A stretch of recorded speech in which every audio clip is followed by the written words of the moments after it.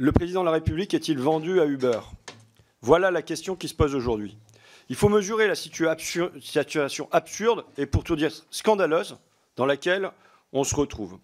L'Union européenne propose un progrès social sur les travailleurs des plateformes, mais qui s'y oppose? La France, entre autres. Le chef de l'État français, Emmanuel Macron en personne. Et contre qui s'y oppose-t-il? Pas seulement contre d'autres pays, pas seulement contre le commissaire européen à l'emploi, pas seulement contre les livreurs et chauffeurs VTC, pas seulement contre notre collègue Leïla Chebbi qui, durant tout son mandat, a porté ce dossier à bout de bras. Non, il s'y oppose contre ses propres parlementaires européens. Car qui à Bruxelles a porté ce dossier? Qui en a été le rapporteur? C'est votre collègue, notre collègue Sylvie Brunet, qui est Renew, c'est-à-dire centriste, et toute la délégation française au Parlement européen, y compris Stéphane Séjourné, aujourd'hui ministre, a voté pour la présomption de salariat. Le chef de l'État fait donc du seul contre tous. À lui tout seul, il réclame une fresh derogation.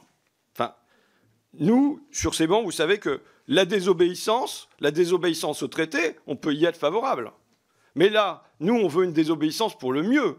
Là, il s'agit d'une désobéissance pour le moins bien. Il s'agit d'une désobéissance qui n'assure pas pour les chauffeurs VTC la présence dans le salariat, les droits au chômage, à la retraite, à la sécurité sociale. Maintenant se pose la question de pourquoi la France, pourquoi Emmanuel Macron met tout son poids pour torpiller ce progrès? Dans la durée, pourquoi il met tout son poids? Première raison, parce que nous l'avons découvert avec le Uber Files, et ma collègue Danielle Simonet a creusé ça avec sa commission d'enquête. Le président Macron entretient avec les plateformes une relation de grande proximité et même de complicité. Le lanceur d'alerte Marc Margan, lobbyiste d'hier, en a dévoilé les dessous avec des gros chèques de campagne à la clé.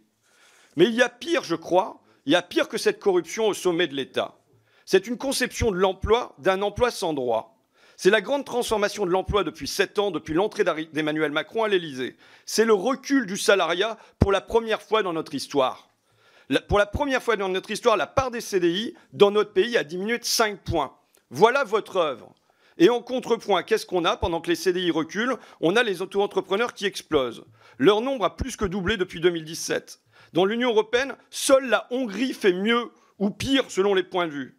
C'est-à-dire, et c'est toute la volonté du président de la République, et c'est toute votre philosophie, on casse le travail en miettes. Non plus un métier avec statut et revenus, mais des bouts de boulot. Aussi, voilà le choix qui est devant nous. Voilà le message qu'aujourd'hui, on va choisir d'adresser à la Commission européenne au trilogue. Est-ce qu'on est au service du beurre ou au service de l'intérêt général? Cher Danielle Simonet, vous êtes ici atteinte de surtranspositionnite aiguë. La négociation européenne n'est pas terminée et vous voudriez déjà nous faire adopter une version qui n'a pas obtenu une majorité qualifiée au Conseil, donc qui n'a pas fait l'objet d'un accord, contrairement à ce que vous affirmez. Votre résolution est complotiste. Vous nous affirmez que c'est la France qui bloque le Conseil. C'est très flatteur de nous attribuer cette influence tentaculaire. La semaine dernière, vous avez expliqué d'ailleurs qu'on était incapable de bloquer l'accord avec le Mercosur. Mais c'est faux. Le 13 décembre, l'Estonie, la Bulgarie, l'Irlande, la Grèce, l'Italie, parmi d'autres, n'ont pas soutenu la proposition de la présidence espagnole. Puis la France a soutenu les textes de la présidence belge du 24 janvier, du 26 janvier, mais ces textes n'ont pas trouvé de majorité qualifiée. Et naturellement, notre Assemblée soutiendra l'accord qui sera ensuite trouvé au sein du trilogue. Mais sur le fond, Madame Simonet, pour satisfaire une vision, votre vision dogmatique de l'économie, vous êtes prête à sacrifier des centaines de milliers d'emplois et d'aller contre la volonté même de ces travailleurs qui souhaitent être indépendants des plateformes. Posez-leur la question. Pas de surtransposition, pas de complotisme, pas de dogme économique, mais une volonté d'accompagner et réguler les nouveaux usages économiques. Dans l'intérêt des travailleurs, de la création d'emplois, des usagers aussi qui, d'ailleurs pour leur majorité, se positionnent, je cite, très à gauche de l'échiquier politique selon une étude parue en novembre. C'est vrai qu'un bon Pokéball Uber Eats après une manif anticapitaliste du dimanche, ça cale. Mais pour toutes ces raisons, nous nous opposerons à cette résolution. Monsieur l'ex-président de la commission d'enquête parlementaire, parce que franchement, avoir pour tout argument l'insulte de complotiste, mais franchement, si le sujet n'était pas aussi grave, on pourrait juste se marrer en fait. Mais vous avez déjà utilisé cet argument au moment de la commission d'enquête parlementaire et vous avez considéré que c'était complotiste. Voilà, en fait, un consortium de journalistes avec juste, Le Monde, Radio France se saisissent de tout un tas de données, c'était complotiste. Enfin, je veux dire, il faut voir quand même le niveau. Et en fait, voir du complot là où il n'y en a pas, c'est là où c'est complotiste. Par contre, ce qui est vrai, c'est que oui, et ça a été confirmé par monsieur le commissaire européen aux affaires sociales et économiques, monsieur Schmitt. Il nous l'a redit lundi. Pour lui, oui, la France joue un rôle déterminant dans la volonté de torpiller cette directive. C'est pas un complot. Il le sait, il le reconnaît, il le dit, voilà, la France, elle défend une ligne rouge qui est de dire French derogation, hein, une dérogation à la française. Et vous l'avez redit d'ailleurs dans votre argument. Le discours de la France est de dire, ah, les pays États membres qui auraient un dialogue social entre les travailleurs des plateformes et les plateformes pourraient finalement se soustraire de l'application de la directive. Vous imaginez comment dire, la première étape que cela constituerait? Ça veut dire que demain, si vous avez n'importe quelle progression sociale faite pour les droits des travailleurs au niveau européen, un État membre pourrait plaider la clause de la désobéissance pour dire ah non, nous on préfère faire le moins-disant social. Donc il faut se rendre compte de la gravité par rapport à tout le travail, pour une fois que l'Union européenne avance un progrès social. Mais surtout, la transposition de l'idée de la French dérogation, c'est aussi critère par critère. En clair, la directive négociée du 13 décembre estime que si un travailleur coche 2 critères de lien de subordination sur 5, il peut être reconnu comme salarié. En gros, si un travailleur ne fixe pas lui-même ses tarifs, c'est bien la preuve qu'il n'est pas un vrai indépendant.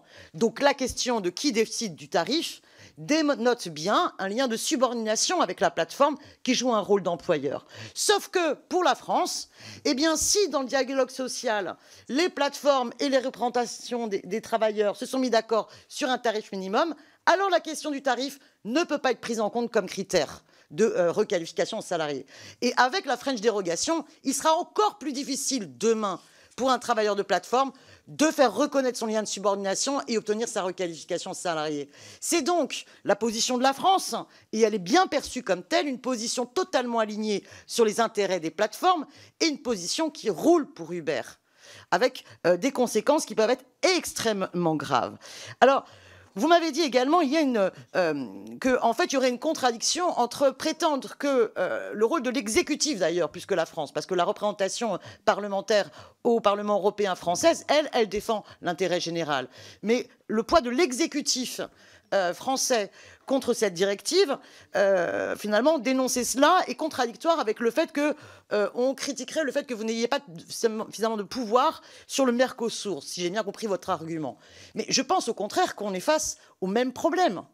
Vous ne vous opposez pas réellement aux accords de libre-échange, de la même manière que vous soutenez les intérêts des plateformes et que vous vous opposez aux directives incarnant un progrès social.